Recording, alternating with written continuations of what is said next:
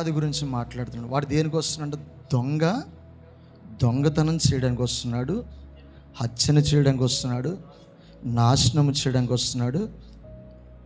చదువు వచ్చును కానీ మరి అటు దేనికి రాడు. వాడు 3 పనులు వాడికి ఏంటంటే, ఒకటి దొంగతనము, హత్య, మనల్ని నాశనం చేయడానికి వస్తుంది. మరి క్రీస్తు ఎందుకు వచ్చాడు? గొర్రెలకు జీవమును కలుగుటనకు. ప్రైజ్ లార్డ్, హల్లెలూయా. దేనికి వచ్చాడంటే దేవుడు జీవమును ఇవ్వడానికి వచ్చాడు. చదువు. అది సమృద్ధిగా కలుగుటకును. Praise lord. ఆయన దేనికి వచ్చాడంటే మీకు జీవమును ఇవ్వడానికి వచ్చాడు. ఆమేన్ అన్నాడు ఒకసారి. హల్లెలూయా. దేవుడు మనం ఎప్పుడైతే ఆదాము అవ్వలు చేసిన పాపాన్ని బట్టి వారిలో ఏం కోల్పోయిందంటే జీవమును వారు కోల్పోయారు. అవునా? జీవం వారు కోల్పోయారు. వారికి జీవమును ఇవ్వడానికంట పరలోకం నుంచి యేసు క్రీస్తు ప్రభు వారు ఈ లోకానికి వచ్చారు. గట్టిగా చేపలు కూడా దేవుని మహిమపరుద్దామా? హల్లెలూయా. ఇది మీరు విన్నారు కానీ చెప్పడానికి కొంచెం సందేహించారు. ఆమేన్. సరే, బైబిల్ గ్రంథంలో 2 రకాల జీవాలు ఉన్నాయి. ఒకటి సాధారణమైన జీవం. చెప్పండి ఏంటి? సాధారణమైన జీవం. ఈ జీవం ఏంటంటే మనిషి పుడతాడు, వాడికి ఇష్టం వచ్చినవి చేస్తాడు, తిరుగుతాడు, తాగుతాడు, బ్రతుకుతాడు, చచ్చిపోతాడు. ఏమవుతాడు? వాడు పుడతాడు, బ్రతుకుతాడు, చచ్చిపోతాడు. ఇది సాధారణమైన లైఫ్. ఇది సాధారణంగా జీవించేది. కానీ ఇంకొక జీవం ఉంది. ఆ జీవం పేరు జోయే లైఫ్. ఏంటంటే అది జోయే లైఫ్. ఇది క్రీస్తు కొరకు జీవించే జీవము. ప్రైజ్ లార్డ్, హల్లెలూయా. ఇది క్రీస్తు ఇచ్చే జీవం, జోయే లైఫ్. ఇది దేవుని నుంచి వచ్చేది మాట. ఇది దేవుని కొరకు మాత్రమే జీవిస్తారు ఈ లైఫ్తో. ఆమేన్. మొట్టమొదటిదేమో సాధారణమైన జీవితం, వారి కొరకు జీవిస్తారు. కానీ జోయే లైఫ్లో ఉన్న వాళ్ళందరూ కూడా వాళ్ళు ఏం చేస్తారంటే క్రీస్తు కొరకు వారు ప్రజ్వలిస్తారు. ఆమేన్. క్రీస్తు కొరకు వారు జీవిస్తారు. ఈరోజు మిమ్మల్ని అడగండి, మీరు ఎవరి కొరకు జీవిస్తున్నారు? మీ కొరకు జీవిస్తున్నారా లేదా క్రీస్తు కొరకు మీరు జీవిస్తున్నారా? Praise the lord. సాధారణమైన జీవితాన్ని ఒకసారి నేను రాజమండ్రి అనుకుని చెప్పాను. సాధారణమైన జీవితాన్ని మనం ఏం చేయాలి? అసహించుకోవాలి. సాధారణమైన జీవితాన్ని మనం ఏం చేయాలంటే ద్వేషించాలి. సాధారణంగా బ్రతకడానికి మనల్ని దేవుడు ఎన్నుకోలేదు, మనం అసాధారణంగా బ్రతకడానికి దేవుడు ఎన్నుకున్నాడు. ఆమెను. హల్లెలూయా. మనం అసాధారణంగా బ్రతకాలి. అసాధారణమైన లైఫ్లో మనం లీడ్ చేయాలి మనం. అందుకని సాధారణంగా లోకములో నడుస్తున్న ప్రజల వెంబడి మనం నడవకూడదు. లోకానికి వేరే మనం జీవించాలి. ఆమెను అన్నాడు ఒకసారి. ప్రైజ్ లార్డ్, హల్లెలూయా, హల్లెలూయా. ఈ జీవం ద్వారా ఏం జరుగుతుంది? ఈ జీవము, ఈ లైఫ్ ఎవరికి ఇవ్వబడుతుంది? అది ఏం జరుగుతుంది చూద్దాం. యోహాను సువార్త 3వ అధ్యాయము 16వ వచనం. ఎవరికి ఇవ్వబడుతుంది?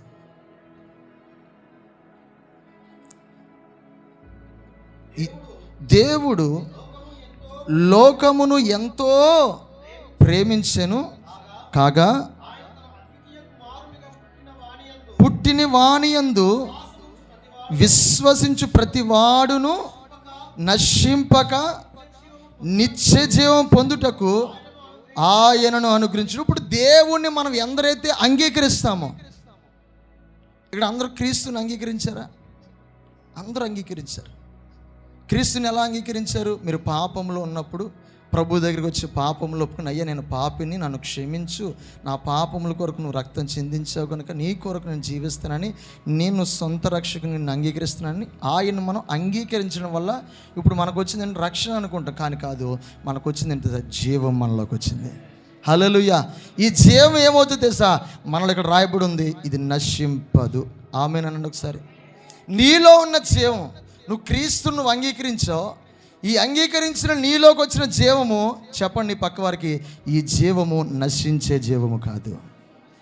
ఆమేన్ అనండి ఒకసారి గట్టిగా. ఈ జీవం నశిస్తుందా? చెప్పండి. నీలోకి వచ్చిన జీవము నశిస్తుందా? నశించదు. ఇప్పుడు మీ మీద చేతబడి శక్తుల ప్రభావం ఉందనుకో, నశిస్తుందా? దెయ్యాలు మీ మీదకి వచ్చినాయి అనుకో, చెప్పండి, యేసు ప్రభువా వీళ్ళకి జ్ఞానం దయచేయండి, నోరుని తెరవడానికి కృపను అనుగ్రహించండి. ఆమేనా? చెప్పండి. ఇప్పుడు మీ మీదకి సాతాను శక్తులు మీ మీదకి వచ్చినాయి అనుకో, ఈ జీవం నశిస్తుందా? గట్టిగా చెప్పాలి. ఇప్పుడు దెయ్యాలు మీ మీదకి వచ్చినాయి అనుకో, అది అలాగా. మీరు పాపంలో పడిపోతున్నారు అనుకో, నిజమా? ఇక్కడ రాయబడింది, ఇదే అదే రాయబడింది, నశించక. ఇదే జీవం అంటది, నిత్యము ఉంటుంది. ఆమేనన్నాడు. ఒకసారి నువ్వు క్రీస్తుని ఒక్కసారి నువ్వు అంగీకరిస్తే ఆ జీవము నువ్వు పరలోకంలోకి వెళ్ళేంత వరకు నీలోనే ఉంటుంది. యేసునామములో ఆమె, అది ఎవరు తీయలేరు. ఆమెను హల్లెలూయా. అది నీలోనే ఉంటుంది. ఒక దెయ్యం వచ్చిన నీ దగ్గరికి, ఒక నీ మీద ఎవరన్నా చెడుపు చేతబడి ఏది చేసినా, ఒక మంత్రాలు చేసినా, తంత్రాలు చేసినా నీలోంచి జీవం పోదు. ఎంత సంతోషం అండి మీరు అలా కూర్చున్నారు. నాకు ఉద్యోగం వస్తుంది కానీ లేకలేకపోతున్నాను, నీరసం ఉండి. మీరేమో అలా కూర్చుని అంబేద్కర్ బొమ్మలా కూర్చున్నారు. మీరు అంబేద్కర్ నశించును గాక అంటే ఆయన కాదు, మీలో ఉన్న అంబేద్కర్. ఈ జీవం ఏమవదు, కానీ మనం నశించిపోతున్నాం. జీవం ఎప్పుడు కూడా మనకి లైఫ్ అలా ఇస్తూ ఉంది. క్రీస్తును నువ్వు అంగీకరిస్తే, యేసయ్యను మనం అంగీకరిస్తేనంట, నీలో ఉన్న జీవము అది నశించదు. అది ఏమొచ్చినాను, అది చూడు బైబిల్లో పౌలు గారు అంటారు కదా, శ్రమ వచ్చినాను, ఉపద్రవం వచ్చినాను, కీడు వచ్చినాను, మరి ఏది వచ్చినాను ఈ జీవం మనలో నుంచి పోనే పోదు. ఆమెను హల్లెలూయా. నిజంగా పోద్దంటారా? సరే పాపంలోకి మనం అడుగుపెట్టాం, అయ్యో ఏదో తెలియక మనది జీవం పోద్దా? అది మనలోనే ఉంటుంది. చూడు సాతాను మన మీదకి వస్తున్నాడు, భయంకరమైన దాడులు చేస్తున్నాడు, శ్రమలు పెడుతున్నాడు, ఇబ్బందులు పెడుతున్నాడు, ఇరుకుల్లో మనల్ని పెడుతున్నాడు. ఈ జీవం మనం విడిచిపోద్దా? ఇది నశించే జీవం కాదు, ఇది నిత్య జీవము. హల్లెలూయా. ఇది ఎవర్ లాస్టింగ్ లైఫ్. ఆమె, అది నీలో ఉన్నది. హల్లెలూయా. నీ పక్క వరకు చెప్పండి, నీలో నిత్య జీవం ఉన్నదని. అర్రే ఏడు మొగలటి చెప్తున్నారేంటి? చెప్పాలి సంతోషంతో. మీకు ఒక మూట ఇచ్చేసి, ఇదిగో బంగారం మూట తీసుకోండి అంటే, అబ్బో ఎంత 32 పళ్ళండి బయటకు వచ్చేసి, నాకు అంత సంతోషం ఎవరికి లేదు అని డ్యాన్స్ చేస్తారు. అది కాదు, ఇది అసలేంది. అది కొంతకాలం ఉంటుంది, మళ్ళీ తుప్పడిపోద్దంట.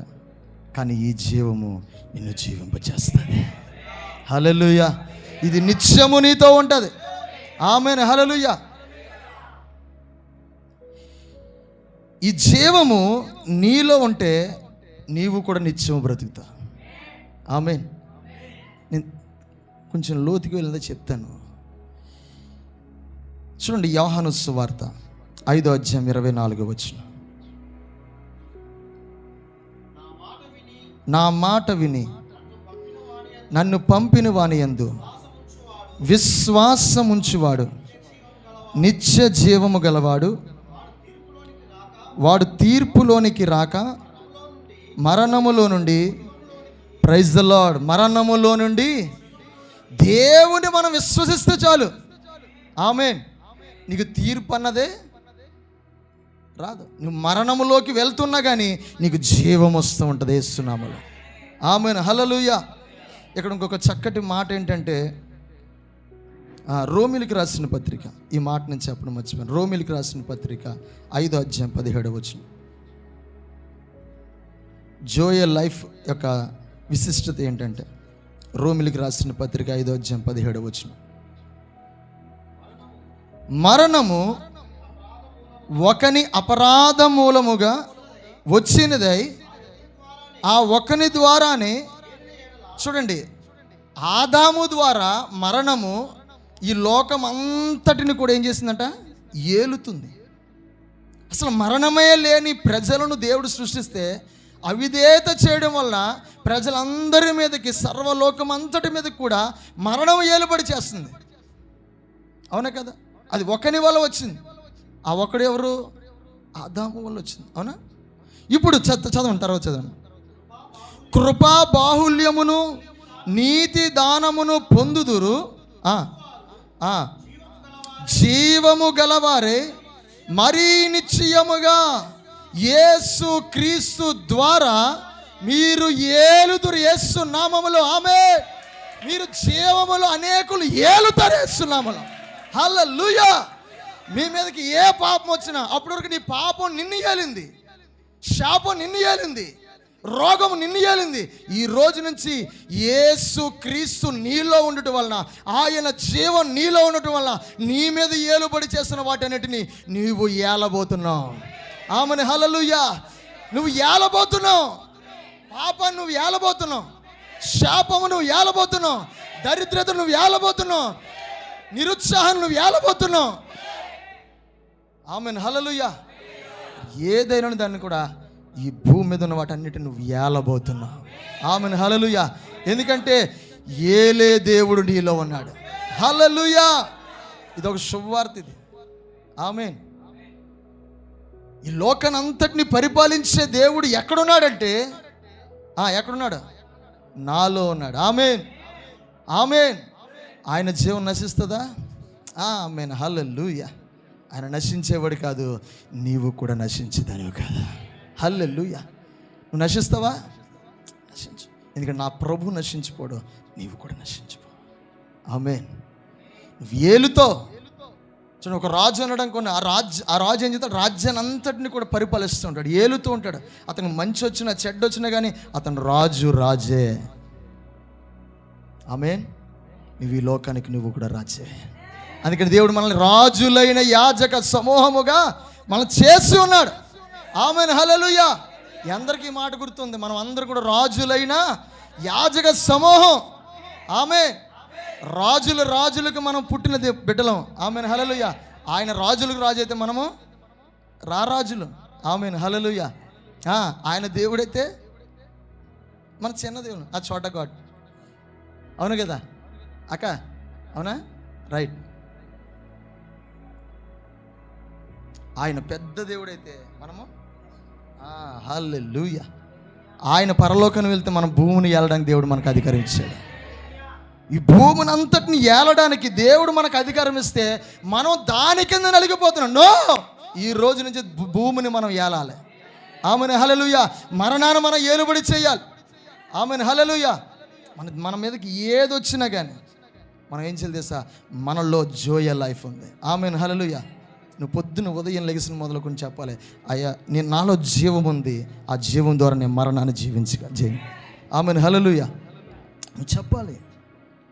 నీలో ఉన్న ఇక్కడ రాయబడింది, క్రీస్తు యేసు ద్వారా, అవునా, ఒకని ద్వారానే ఏలుదురు. ఏలుతారా?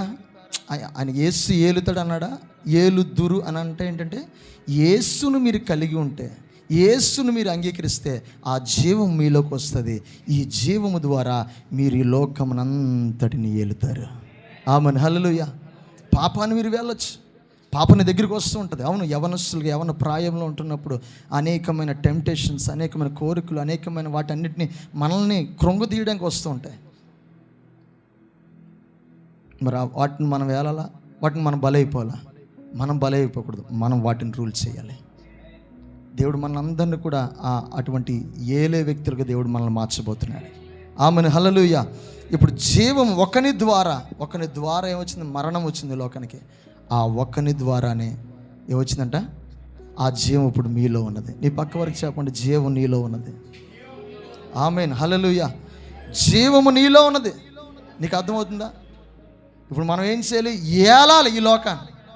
అవునా? జీవం లేని వారిగా, నశించిపోతున్న వారిగా మనం ఉండకూడదు, కృంగిపోతున్న వారిగా మనం ఉండకూడదు, బలహీనులుగా మనం ఉండకూడదు, ఏమీ లేని వారిగా ఉండకూడదు.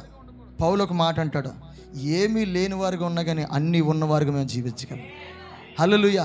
మేము ఏమీ కలిగి లేకపోయినా మేము అన్ని కలిగి ఉన్నవారుగా మేము మాట్లాడతాం. జ్ఞానము లేని వారిగా మీకు కనిపించవచ్చు, వెర్రిగి వారిగా కనిపించవచ్చు, కానీ జ్ఞానవంతులుగా మేము మాట్లాడతాం. ఆమె మళ్ళీ ఏ అభిషేకం లేదని మీరు అనుకోవచ్చు, కానీ మేము అభిషేకం మొదలెడితే మామూలుగా ఉండదు ఇంకా. హల్లెలూయా. అలా మనం ఏలుబడి చెయ్యాలి. హల్లెలూయా. అలా మనం లేపబడుదుముగాక. ఈ జీవము నశించే జీవం కాదు, నిన్ను జీవింపచేసే జీవం. ఆమె అది నీలో ఉన్నది. హల్లెలూయా. అవునా, ఉందా లేదా? మనలో ఉంది. ఆ జీవము నీలో ఉంది కనుక మన ప్రతి దానిని కూడా మనం ఏలే వ్యక్తులుగా మనం వచ్చాం. ఒక్కొక్కరు ధనాన్ని వారికి వస్తున్న బాధలు లేదా శ్రమలు, కష్టాలు, వారి మీదకి వస్తున్న ఆ యొక్క ఆర్థికపరమైన సమస్యల్ని ఈ ఏలలేక వారు ఏం చేస్తారంటే కృంగిపోతారు, వారికి బలహీనలు అయిపోతారు. ఈ రోజు నుంచి నేను ప్రకటిస్తున్నాను, ప్రవచిస్తున్నాను, మీరు ఏ ఆర్థికపరమైన సమస్యలు మిమ్మల్ని ఏలుతున్నాయో వాటన్నిటిని మీరు రూల్ చేదురుగాక, మీరు ఏలుదురుగాక. వాటి మీద నీవు ప్రభుత్వం ఉండునుగాక, నీ చెయ్యి వాటి మీద పైన ఉండునుగాక. యేసు నామములో వారు నిన్ను రూల్ చేయడం కాదు, నీవే వారిని రూల్ చేదుగాక. ఆ యొక్క రూల్ని నువ్వు అధికారం నువ్వు ఉపయోగించుదుగాక. ఎందుకంటే యేసు నీలో జీవిస్తున్నాడు, ఆ జీవము నీలో ఉన్నది.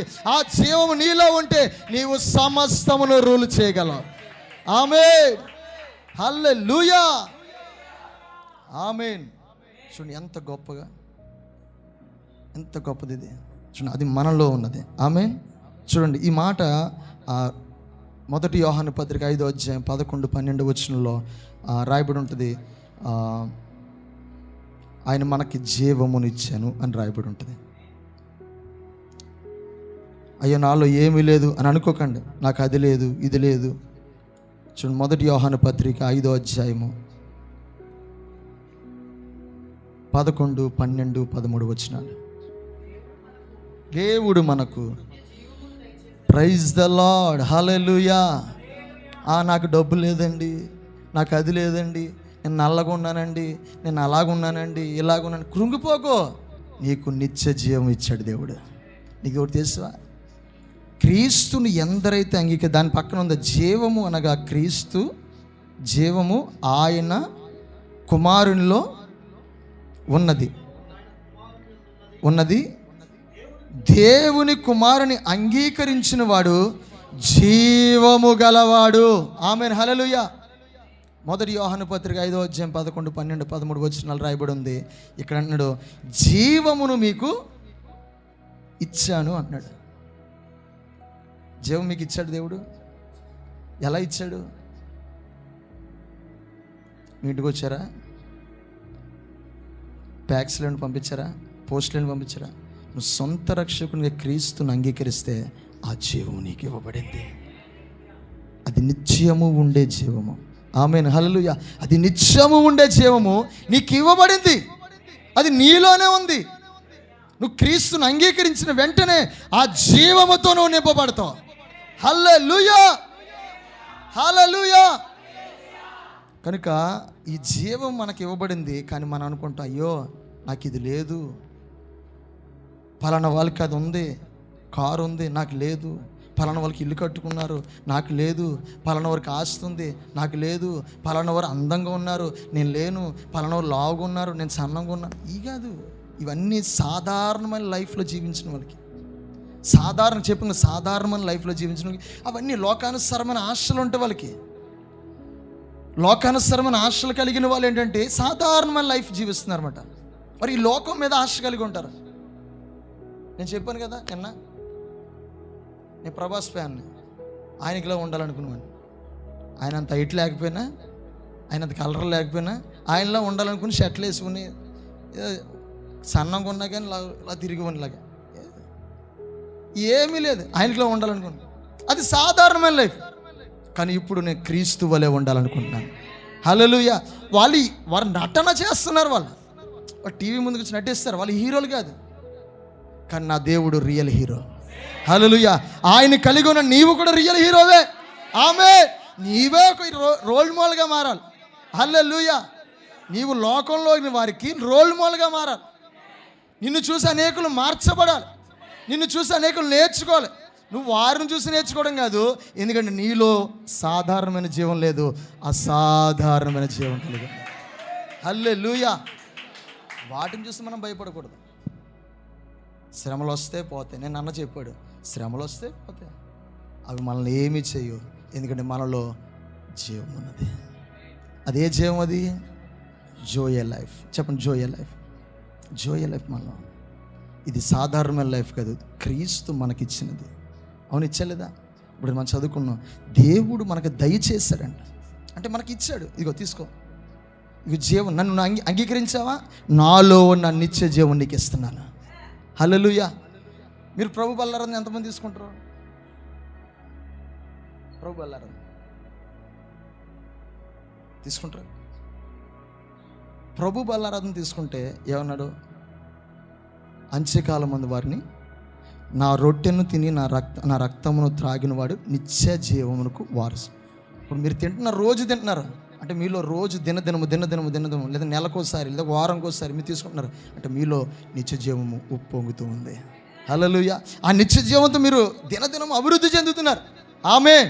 మీకు అర్థం అవ్వట్లేదు.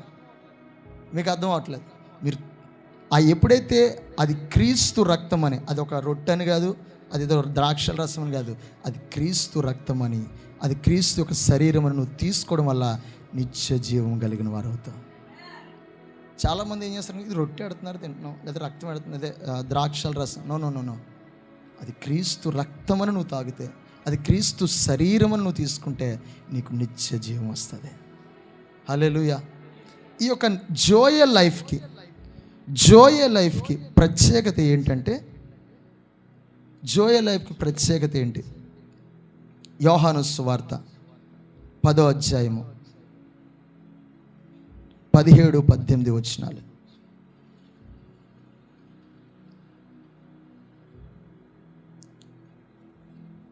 యోహాను సువార్త 10వ అధ్యాయము.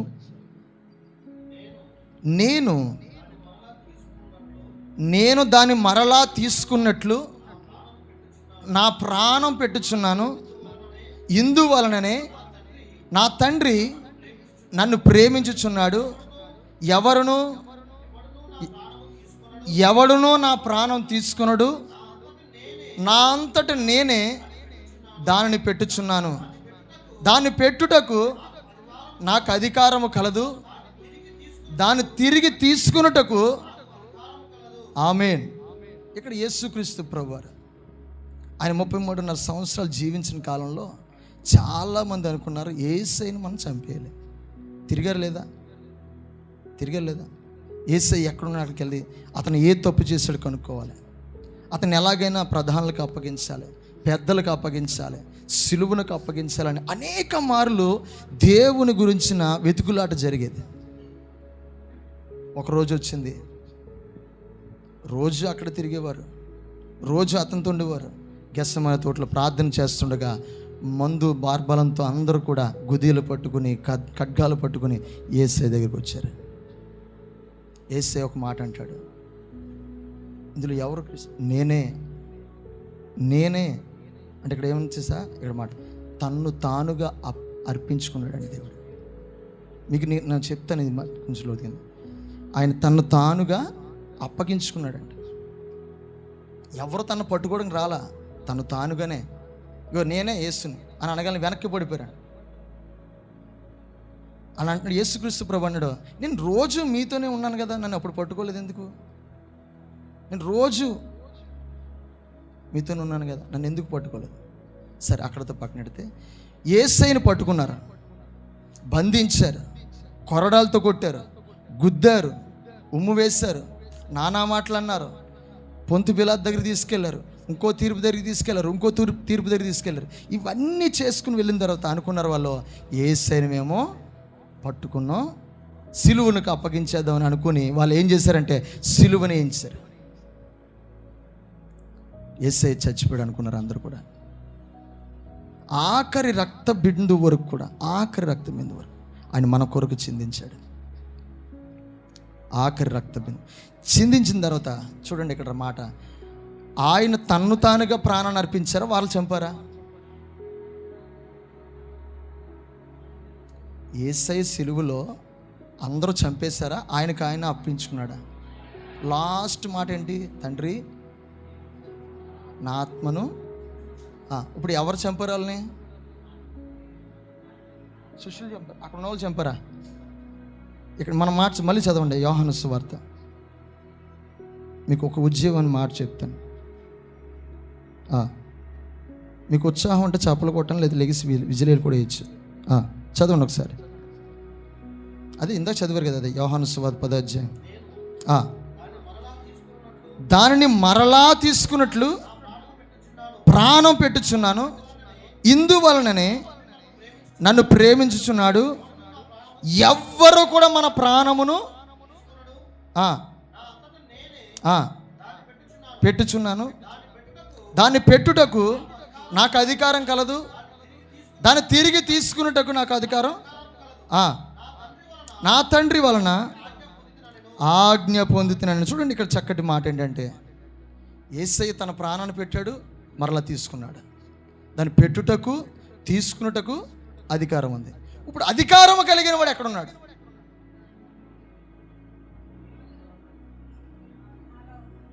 నీ ప్రాణం మీద ఎవరికైనా అధికారం ఉంటుందా?